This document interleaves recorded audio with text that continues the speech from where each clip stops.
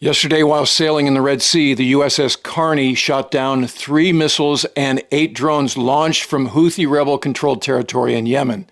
Pentagon Press Secretary Brigadier General Pat Ryder made the following statement to reporters. This action was a demonstration of the integrated air and missile defense architecture that we've built in the Middle East, and that we are prepared to utilize whatever necessary to protect our partners and our interests in this important region. Brigadier General Ryder added that the Houthi land attack missiles were headed north, presumably towards targets in Israel, which is a Hail Mary shot as the west coast of Yemen is more than 1,000 miles from the southernmost tip of Israel, a range that is right around the maximum capability of a land attack cruise missile. Carney used Standard Missile 2s to down the missiles and drones over the Red Sea after they were launched from western Yemen. Brigadier General Ryder claimed that the Houthi missiles posed no threat to the U.S. Navy destroyer and that the Pentagon had no word of civilian casualties in the area once the weapons were downed. Carney is an Arleigh Burke-class destroyer and was commissioned in 1996. The ship has a sophisticated radar system to search and track contacts and uses Standard Missile 2s with a max range of 92 miles to shoot those targets down.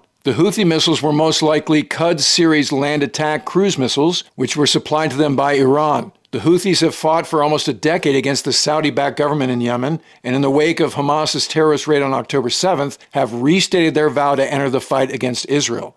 Carney transited the Suez Canal into the Red Sea from the Mediterranean Sea on Wednesday. The warship is not part of a carrier strike group, but is one of 4 guided missile destroyers that are assigned to the Naval Station Rota, Spain, as part of the Navy's forward deployed force in Europe. Those 4 ships are all capable of ballistic missile defense and regularly patrol the region. And this isn't the first time while patrolling the Red Sea that the U.S. Navy has engaged weapons fired by the Houthis. In 2016, the USS Mason, another Arleigh Burke-class destroyer, shot down 2 Houthi missiles fired at them off the coast of Yemen using several Standard Missile 2s and a Sea Sparrow. Besides the Houthis, Yemen has also been the base of the Arabian Peninsula branch of al-Qaeda, and on January 26, 2017, SEAL Team 6 conducted a raid on the area of Yakla using 2 V-22 Ospreys launched from the USS Makin Island. Although the raid took out 14 al-Qaeda fighters, it also resulted in the death of an estimated 30 civilians and 1 member of SEAL Team 6, Chief William Owens.